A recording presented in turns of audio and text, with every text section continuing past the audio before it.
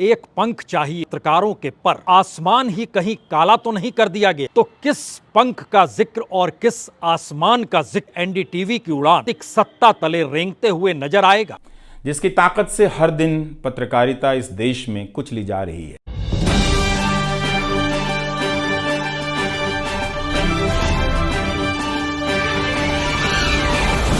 नमस्कार, mission news में आपका स्वागत है। मैं दिनेश चंद्र।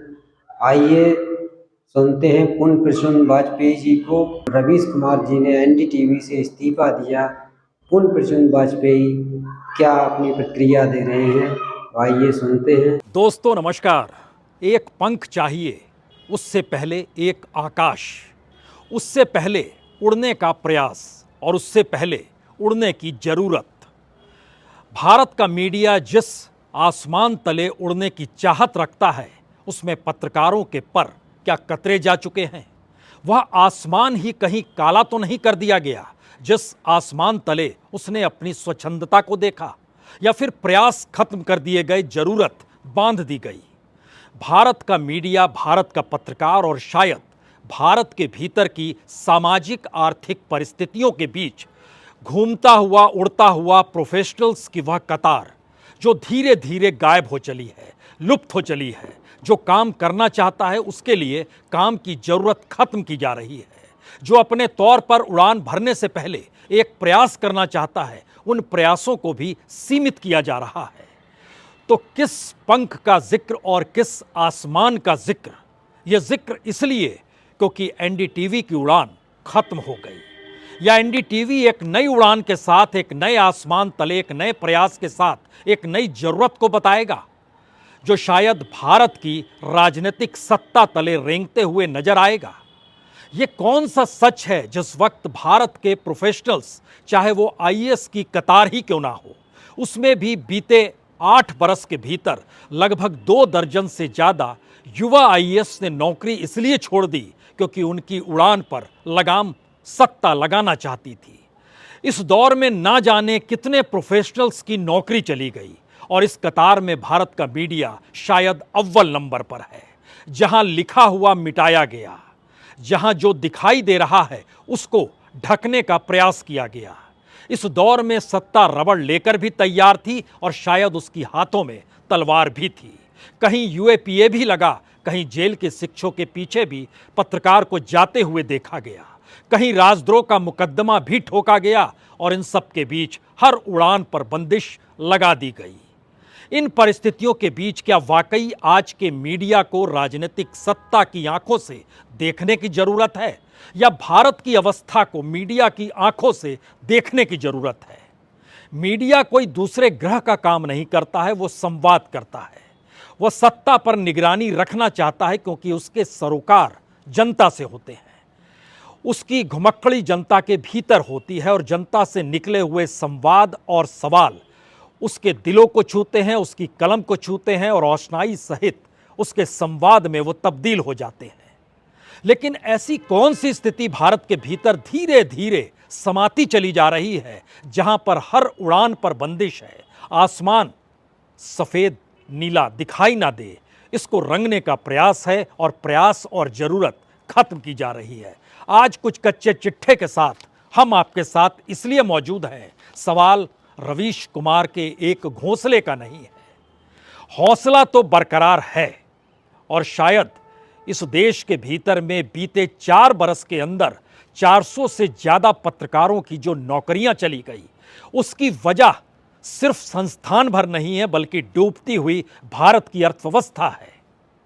हर संस्थान कहीं ना कहीं किसी मॉडल के साथ खड़ा होता, और ये मॉडल बिजनेस मॉडल होता है। एक झटके में भारत की राजनीतिक सत्ता ने उस बिजनेस मॉडल को भी हड़प लिया और कहा कि आप वहां कहां खड़े हैं। और आपको जानकर हैरत होगी कि दुनिया के 10 बड़ी रिपोर्ट जो जर्नलिस्टों पर निकाली गई, उसमें भारत को पत्रकारों के लिए एक डेंजरस देश के तौर पर देखा गया। लेकिन दूसरी तरफ भारत दुनिया के बाजारों में अव्वल नंबर पर है। यानी इस देश के भीतर में 2024 के चुनाव खत्म होते होते विज्ञापनों का जो बाजार है वो 4 लाख करोड़ रुपए पार कर जाएगा, और उसके भीतर जो न्यूज़ इंडस्ट्री समाई हुई है वो अलग अलग पैमाने पर परखते चले जाइए, चाहे वो प्रिंट हो, चाहे वो टेलीविज़न हो, चाहे मौजूदा वक्त में डिजिटल ही क्यों ना हो।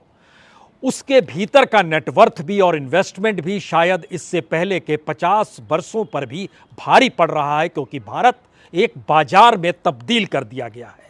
मीडिया संस्थान चलाने वालों के सरोकार इस देश की जनता से नहीं होते हैं।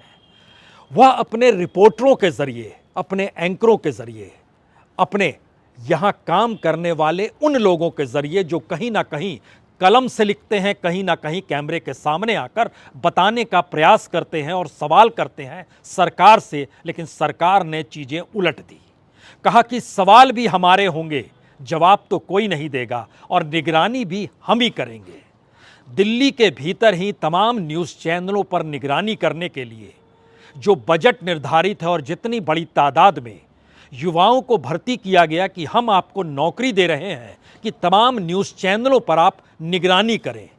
बाकायदा एक इमारत है, इमारत के भीतर बैठे हुए तकरीबन 75 लोग हैं जो लगातार निगरानी रखते हैं कि किस चैनल पे क्या चल रहा है। उसकी रिपोर्ट तैयार करते हैं, सत्ता के पास जाती है, सत्ता उसके हिसाब से काम करने की शुरुआत करती है। इसीलिए आज सवाल अडानी का नहीं है, आज सवाल प्रणव राय का नहीं है, आज सवाल एक तरफ रवीश कुमार का है और दूसरी तरफ मोदी सत्ता का है। रवीश कुमार का मतलब एक शख्स नहीं है और मोदी सत्ता का मतलब भी सिर्फ एक शख्स नहीं है। एक तरफ समूचा सिस्टम है और दूसरी तरफ पत्रकारों की वह पूरी टीम है जो अपने तौर पर इस सरकार पर निगरानी रखते हुए जनता से जुड़े सवालों को उठाती रही और सरकार को ये लगता रहा कि सवाल उठाने बंद कैसे करवाए जाएं, कैसे किए जाएं। तो बाजार का तंत्र खड़ा किया गया, उसमें अडानी सरीके प्यादों को भी बनाया गया और उसके जरिए पूंजी का कहीं ना कहीं निवेश कैसे करना है। और दुनिया के बाजार में जो सरकार की रिपोर्ट बतलाती है कि भारत के भीतर सबसे ज़्यादा इन्वेस्टमेंट आने वाले लगभग 8 वर्ष यानी 2030 तक यह मीडिया के क्षेत्र में ही होना है, क्योंकि प्रोपेगेंडा और मीडिया तंत्र और टेक्नोलॉजी इस दौर में बड़ी ज़बरदस्त उड़ान भर रही है। ये परिंदों की उड़ान नहीं है जिसे आसमान चाहिए, प्रयास होना चाहिए और ज़रूरत होनी चाहिए। ये प्रोफेशनल्स की उड़ान भी नहीं है, ये दरअसल उस तंत्र की उड़ान है जिस तंत्र के आश्रय इस देश की समूची हरकत को कैसे अपने अनुकूल बनाया जाए और अनुकूल बनाते वक्त इस बात का एहसास राजनीतिक सत्ता को लगातार रहे कि कोई भी सवाल ना पूछे और जनता के सवालों को इस तर्ज पे ना उठाए जहां ये लगे कि सरकार फेल तो नहीं हो गई है। दरअसल इस दौर में जब हम जिक्र कर रहे थे तो 22 आईएएस ने पद छोड़ा जिनकी उम्र बहुत कम थी। जाहिर है परीक्षा दी, एक कैरियर बनाया, लेकिन जब काम करने आए तो वहाँ वजह सिर्फ एक थी कि काम करने नहीं दिया जा रहा था या फिर सरकार चाहती थी अनुकूल काम करें। उसमें एक नाम हमें लगता है कश्मीर के आईएएस टॉपर शाह फैजल का लेना चाहिए, क्योंकि वह आईएएस की नौकरी छोड़कर राजनीति में गए, दोबारा वहाँ की जो परेशानियाँ शुरू हुई और उसके बाद होते होते दोबारा उन्होंने दंडवत होकर सरकार को ज्वाइन करना ही उचित समझा और आज की तारीख में दिल्ली के भीतर डिप्टी सेक्रेटरी के तौर पर नियुक्त हैं। कोई रास्ता नहीं बचता है जब आप सत्ता से टकराते हैं, ये पहला मैसेज सत्ता लगातार देना चाहती है। लेकिन पत्रकार की फितरत सरकारी पूंजी पर नहीं चलती है, वो जनता से जुड़ी हुई साख पर चलती है और यह क्रेडिबिलिटी जिस जर्नलिस्ट के साथ जुड़ गई उस जर्नलिस्ट की पूंजी वही जनता हो जाती है। शायद इस परिभाषा को प्रधानमंत्री भी ना समझ पाए और इस देश की सत्ता और सरकार भी ना समझ पाए कि साख का मतलब क्या होता है। उसके लिए चुनाव होता है, चुनाव में जीतना महत्वपूर्ण होता है, जीतने के लिए तंत्र विकसित करना कहीं ज़्यादा महत्वपूर्ण होता है और उस तंत्र के दायरे में कोई ऐसा शख्स आकर खड़ा ना हो जाए जो इस तंत्र को चेतावनी देते हुए सत्ता के पांव डगमगाने की दिशा में ले जाए, तो फिर उस तंत्र के भीतर किसी को घुसने दिया नहीं जाता है।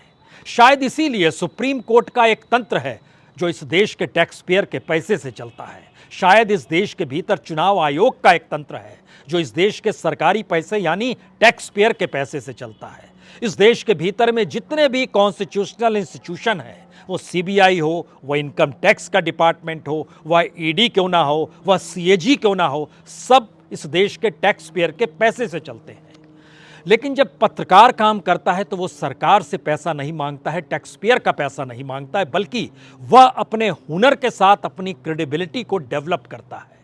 वो बताता है, हर दिन अपने उस स्क्रीन को काला करता है कि बेरोजगारी परत दर परत इस देश के भीतर कितनी विस्फोटक होती जा रही है। वो बतलाता है कि गरीब की झोपड़ी और मध्यम वर्ग के घर के भीतर की रसोई में दाना पानी कैसे खत्म हो चला है।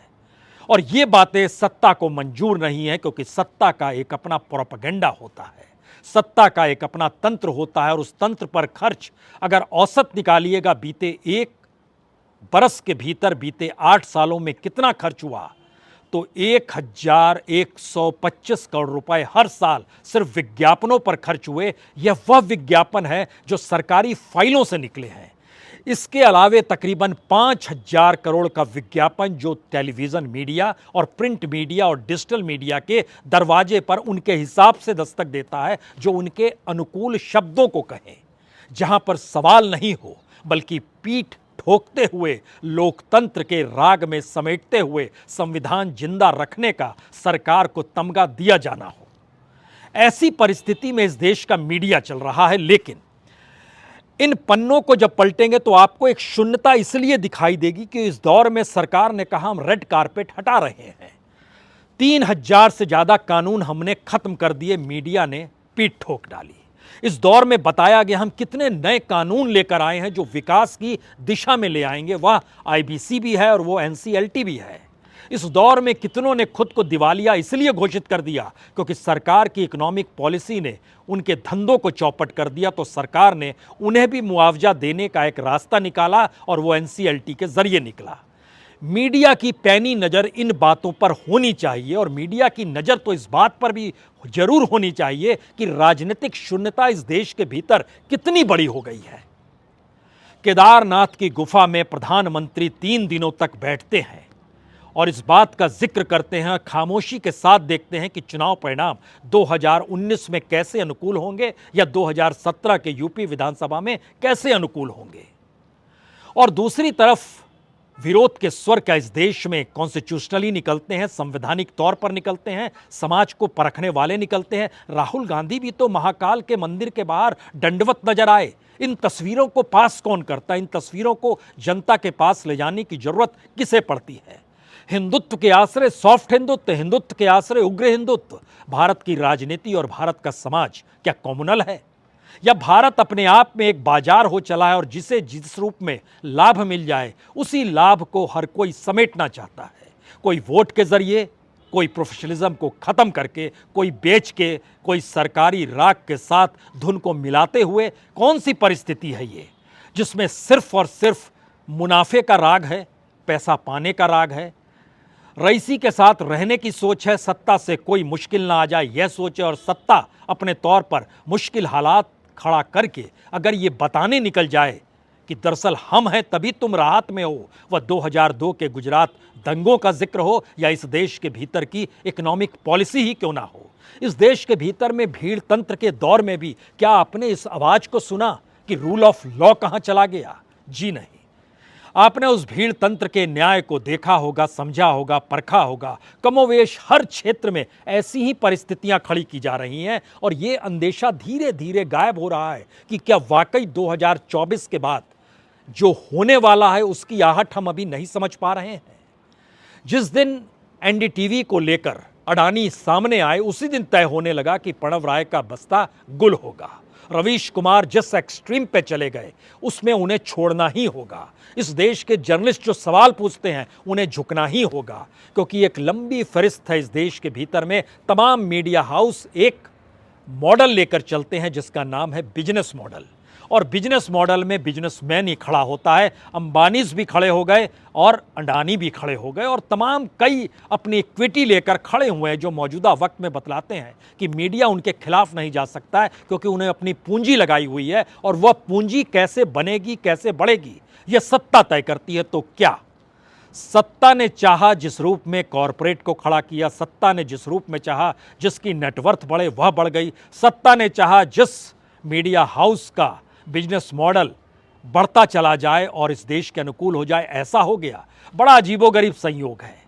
इस देश में प्रधानमंत्री गरीब कल्याण योजना जिन 80 करोड़ लोगों तक पहुंचती है, इस देश में इंटरनेट सेवा भी 80 और 90 करोड़ लोगों तक पहुंचती है। मीडिया की पहुंच भी उतनी ही है। एक तरफ मुफ्त में अनाज और दूसरी तरफ मुफ्त में प्रोपेगेंडा। खबर कहाँ है किसी की रसोई के भीतर से आवाज आए, किसी के बच्चे की पढ़ने के बाद, डिग्री पाने के बाद बेरोजगारी का तमगा लोग घूमते हुए उसके भीतर का आक्रोश नजर आए, वह भी खत्म किया जा रहा है क्या? और मीडिया तो ऐसे वक्त में भारत जैसे देश में शॉक ऑब्जर्वर का काम करता है, अन्यथा लोगों के भीतर का गुस्सा, उनके भीतर का आक्रोश भारत की राजनीति को पलटने के लिए काफी भी होता है। लेकिन इस पलटने और नहीं पलटने की राजनीति के बीच भारत का लोकतंत्र संवैधानिक तौर पर इजाजत देता है कि आप इस खुले आसमान में उड़ सकें। लेकिन उस पर भी जब बंदिश होगी तो भारत वर्ल्ड इंडेक्स में 180 देशों में प्रेस फ्रीडम को लेकर 150वें नंबर पर आकर खड़ा दिखाई देता है। हमें याद है 2014 के बाद से इस देश में लगभग 16 बड़े अखबार थे। जो लिखा गया था उसको मिटवाया गया, जो लिखा हुआ था उसको बदल दिया गया। नेशनल न्यूज़पेपर के 4 बड़े न्यूज़पेपर्स की रिपोर्ट ऐसी थी।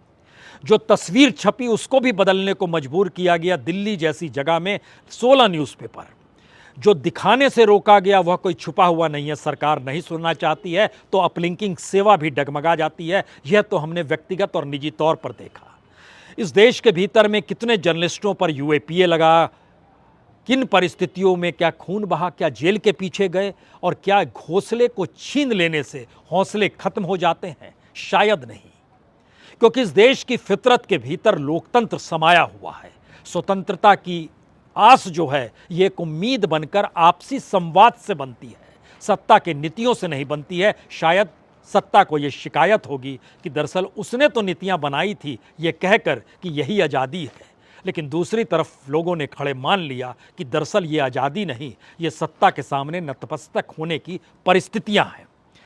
अब यहीं से असल सवाल खड़ा होता है कि जब इस देश के भीतर में पत्रकार जिन सवालों को उठाता है उसको उठाने देने की परिस्थिति में सरकार नहीं खड़ी है, और इस देश के भीतर वर्ल्ड प्रेस फ्रीडम के जो आंकड़े निकल कर आते हैं और उसके बाद कॉरपोरेट की भागीदारी जो मीडिया के भीतर घुसती चली जा रही है, उसमें आम जन के सवाल कौन उठाएगा, या 5 किलो अनाज से जिंदगी चल जाएगी? इन 2 सवालों के इर्द गिर्द आखिर में जरा मीडिया के उस महत्वपूर्ण हिस्से को पकड़ने की कोशिश कीजिए जिसमें हर का दर्द छुपा है, जो पत्रकार है। उन पत्रकारों का जिक्र हम कर रहे हैं जिनमें घोंसला छिना लेकिन हौसला नहीं गया। उस कतार में भारत के लगभग 350 पत्रकारों की एक लंबी फहरिस्त है जो गांव से लेकर शहरों तक फैली हुई है, और जिसने नून रोटी तक का सवाल उठाया कि देखिए बच्चों को क्या खिलाया जाता है मिड डे मील में, और वहां से निकलते हुए यह भी बताया कि इस देश के भीतर की डगमगाती अर्थव्यवस्था में 5 किलो अनाज देकर मुफ्त में किस तरीके की स्थिति इस देश में खड़ी की जा रही है, जो आने वाले वक्त में भारत को कितना पीछे ले जाएगी। इंटेलेक्चुअलिज्म भारत में गायब क्यों किया गया? प्रधानमंत्री के शब्द बार बार उस परिस्थिति में खुद को खड़ा क्यों करते हैं जहां पर लगता है भीड़ है, उसके कोई नियम कायदे नहीं है, वहां पे आपके हाथ में डिग्री होना महत्वपूर्ण नहीं है। कल तक ऐसे तबके हाशिए में थे और रूल ऑफ लॉ का जिक्र होता था, लेकिन अब रूल ऑफ लॉ अगर उन्हीं के अनुकूल है, उस भीड़ तंत्र के अनुकूल है जहां के शब्द हो सकता है अश्लील हो सकता है गैर संवैधानिक हो सकता है सीधे किसी पर चोट करने वाले हों, लेकिन उन्हें मान्यता दी गई क्योंकि सत्ता ने महसूस किया उनकी तादाद इस देश में बहुत ज़्यादा हो चली है। और सरकार को इस दौर में कोई माथे पर शिकन नहीं आई कि दरअसल 10 लाख बच्चे इस देश से जो एक लिहाज से हायर एजुकेशन करने के बाद भारत को डेवलप करने की दिशा में ले जाते, यहाँ की जीडीपी बढ़ाने का काम करते, वह अपने इनोवेशन से भारत की एजुकेशन सिस्टम को और आगे ले जाते, उन्हें बाहर जाने दिया गया। यूनाइटेड किंगडम में यानी ब्रिटेन में 1,21,000 बच्चों को इस बरस वीज़ा दिया गया। अमेरिका में 82,000 बच्चों को वीज़ा दिया गया। ब्रिटेन के प्रधानमंत्री ने जब सवाल किया कि अब बच्चों को बाहर से आने वालों पर एक बंदिश लगानी होगी, तो वहाँ के विशेषज्ञों ने कहा साहब बाहर से बच्चे नहीं आएंगे तो यूनिवर्सिटी ठप हो जाएगी, चलेगी कैसे यूनिवर्सिटी? भारत जैसे देशों से ही बच्चे जाकर वहाँ ट्यूशन फीस देते हैं तो यूनिवर्सिटियाँ चल रही है। तो भारत के बच्चे जो बाहर देते हैं वो अपने देश में क्यों नहीं देते हैं? यहाँ का एजुकेशन सिस्टम क्यों डावाडोल है? कोई फिक्र किसी को नहीं। इलाज की परिस्थिति हो, एजुकेशन की परिस्थिति हो, भारत के भीतर एनर्जी को लेकर सवाल हो, पेट्रोल डीजल को लेकर सवाल हो, गाड़ियों को लेकर सवाल हो, प्रदूषण को लेकर सवाल हो, वह सवाल जिंदगी के हर पायदान से जुड़े हुए हों, उठाएगा कौन? मीडिया ही तो उठाएगा। और रवीश कुमार यही काम तो करते हैं। और किसी भी चैनल में कोई भी पत्रकार जब इन सवालों के साथ घुसता है तो जाहिर तौर पर वो पत्रकारिता कर रहा होता है, लेकिन बिजनेस मॉडल जब काम करने लगता है तो वो फिर मीडिया संस्थान मायने नहीं रखता है। और शायद पत्रकारों की वो फौज भी जो फिर उस मॉडल को देखती है जहां पर पैसा किस रूप में कैसे आए, और वो अपने घोंसले का फिक्र करके इस बात का जिक्र कहती है कि मेरा हौसला टूट गया। ऐसी लकीर हिंदुस्तान के भीतर ना तो आज़ादी के वक्त संघर्ष करने के दौरान थी, ना इमरजेंसी के दौर में थी, और ना ही इस देश में जितने भी आंदोलन जिस भी मौके पर हुए, वो मंडल कमंडल का दौर हो, वन्ना आंदोलन का दौर हो, लेकिन भारत की राजनीति ने सत्ता पाने के लिए सबको कैसे मटिया मेट कर दिया, उसकी विभत्स कहानी कहने की आज जरूरत नहीं है। सिर्फ 3 बातें कहने की जरूरत है। पहली बात, इस देश के भीतर में पत्रकारों के साथ जनता को खड़े होना होगा। इस देश की जनता के साथ पत्रकारों को खड़े होकर उनकी आवाज को उस सलीके से सीखना होगा जहां पे इस देश का पॉलिटिकल सिस्टम उन्हें खत्म करने पर तुला है। तो फिर जर्नलिज्म को उन्हीं मुद्दों को उठाना है कि दरअसल ये पॉलिटिकल सिस्टम एक अपने ढांचे के भीतर एक आवरण ओढ़कर कैसे किसी नए की एंट्री नहीं देना चाहता है। पहला सवाल ये है। दूसरा सवाल है, जो पूरा का पूरा माध्यम है इस देश के भीतर में मार्केट इकोनॉमी से जुड़ा हुआ और बिजनेस मॉडल के तहत काम करता है, अगर उसके समानांतर हमने प्रयास नहीं किया, इस देश के भीतर में कोई मीडिया हाउस इस रूप में खड़ा हो जिसे जनता चला रही हो, यानी उस पर नकेल कसने के लिए अगर सरकार निकलकर सामने आए तो जनता कहे ये हमारा मीडिया है, इसका प्रयास उसने नहीं किया, तो हर 5 बरस में वोट और वोट देने के बाद एमएलएज एमपीज की खरीद फरोख्त या फिर रेवड़ियों के भाव, इस देश के पॉलिटिकल पार्टीज के मैनिफेस्टो की कतार, और इन सब के बाद सिर्फ एक सकून की आप उंगली दिखाएं और कहें हमने लोकतंत्र को जी लिया। यही लोकतंत्र है? जी नहीं। लोकतंत्र के 4 पाए हैं। 3 पाए इस देश के टैक्स पेयर के पैसे से चलते हैं, चौथा पाया हुनर से चलता है, क्रेडिबिलिटी से चलता है, साख से चलता है। तीसरा सवाल, इस देश के भीतर में अगर वह मीडिया हाउस जो बिजनेस मॉडल को अपनाए हुए हैं, जो सरकार के लिए ही काम करते हैं और सत्ता के अनुकूल ही बिसात बिछाने पर जिनका भरोसा है, उनके खिलाफ आपको किसी ना किसी रूप में एक बायकॉट की परिस्थितियां तो बनानी ही होगी। अन्यथा आपको सब कुछ समानांतर लगेगा। आपको लगेगा आसमान एक है, कोई परिंदा उड़ रहा है, कोई नहीं उड़ रहा है। जो घायल हो गया होगा, नहीं उड़ पा रहा है, जो उड़ रहा है वो सबसे बेहतरीन है। ऐसा नहीं है, चुनना तो पड़ेगा, क्योंकि सवाल आपका है, सवाल इस देश का है, सवाल इस देश की उस पीढ़ी का है जो आपके कंधे पर सवार है और टुकुर टुकुर देख रही है कि दरअसल हम खड़े क्या हैं। और शायद इसीलिए जब इन बातों का जिक्र हो रहा है तो आखिरी सवाल के साथ जो नई परिस्थितियां जुड़ी हुई है उसमें एक बात हमेशा याद रखिए, भारत का बाजार मीडिया का एडवर्टीजमेंट का सिर्फ 4,30,401 करोड़ का हो जाएगा 2026 में। 2024 तक न्यूज़ मीडिया जो है इसमें अपरंपार होगा और इसके सामने इस देश के एडवर्टाइज़र मैटर नहीं करेंगे जो टीआरपी के आसरे एडवर्टीजमेंट देते हैं। सत्ता ही अपने तौर पर पूंजी लुटाने पर तुली हो और वो पहले दिन से इस देश में शुरू हो गया हो, तो फिर इसका मतलब बहुत साफ है, जो दिखाई दे रहा है मॉडल वह फेक मॉडल है। शायद इसीलिए महत्वपूर्ण यह नहीं कि आप कहाँ हैं, महत्वपूर्ण यह है कि आप जहां पर हैं वहां कर क्या रहे हैं। इन शब्दों को जहन में रखिए और फिर सोचिए, आसमान है, पंख है, लेकिन क्या कोई प्रयास है, कोई ज़रूरत है, या इस दौर में सब कुछ शिथिल कर दिया गया, ख़त्म कर दिया गया। बहुत बहुत शुक्रिया। बहुत बहुत शुक्रिया। सभी दर्शकों से कहना चाहूँगा, Ravish Kumar official YouTube channel को सब्सक्राइब करें, जिससे जिन मनुवादियों ने चैनल को खरीद कर एक पत्रकार को खरीदने का प्रयास किया, चैनल तो खरीद लिया लेकिन एक ईमानदार, निष्पक्ष, बेबाक पत्रकार को नहीं खरीद सका। लेकिन जो भी जनता की समस्याएं होंगी वो यूट्यूब चैनल पर आपको देखने को मिलती रहेंगी। और इसी के साथ मैं अपने वीडियो को समाप्त करता हूं। और मिशन न्यूज़ को भी अगर अभी तक आपने सब्सक्राइब नहीं किया तो सब्सक्राइब कर लें और इस वीडियो को लाइक करें, कमेंट करें, ज़्यादा से ज़्यादा शेयर करें। इसी के साथ मैं अपनी वीडियो को समाप्त करता हूँ। जय हिंद, जय भारत, जय श्याम।